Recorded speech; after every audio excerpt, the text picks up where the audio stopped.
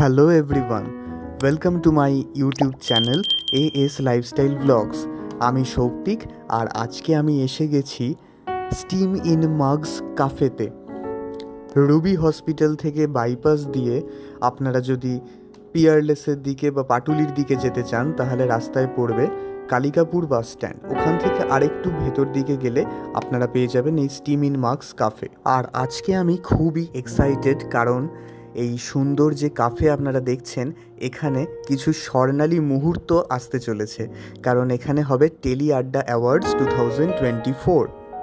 আর একের পর এক সেলেবসরা, অর্থাৎ আমাদের টিভিতে আমরা যে সিরিয়াল দেখি, বাংলা সিরিয়াল, তার হিরো হিরোইনরা এক এক করে এখানে আসবেন, আর তাদের সঙ্গে আমরা কিছু ইন্টারাকশান করব। ফার্স্টেই আমার দেখা হলো অর্কপ্রভ রায়ের সাথে, যে আপনারা জানেন তোমাদের রানী সিরিয়ালের মুখ্য চরিত্র অর্থাৎ হিরোর রোল করছে। ওর এখানে নাম হয়েছে দুর্জয়। তারপরেই চলে এলো গীতা LLB সিরিয়ালের স্বস্তিক, যার নাম কুণাল শীল। দুজনে একসাথে পোজ দিয়ে ফটো তুলল।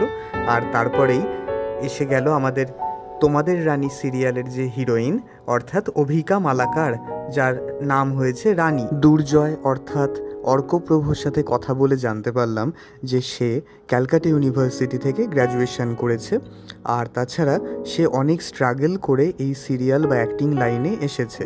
সে আগে মুম্বাইতেও ছিল, ওখানে TVF দ্য ভাইরাল ফিভারের হয়েও কাজ করেছে। তারপর তো এখানে সিরিয়াল করে নাম ও খ্যাতি অর্জন করেছে।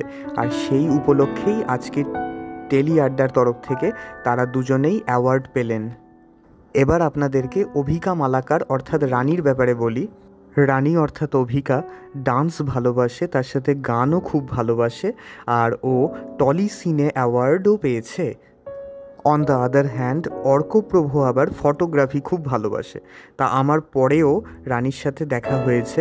এরপর আরও নতুন সেলেবসদেরকে নিয়ে আমি আসছি আমার নেক্সট ভিডিওতে। অবশ্যই সাবস্ক্রাইব করবেন আর দেখবেন আমাদের চ্যানেল AS লাইফস্টাইল ব্লগস।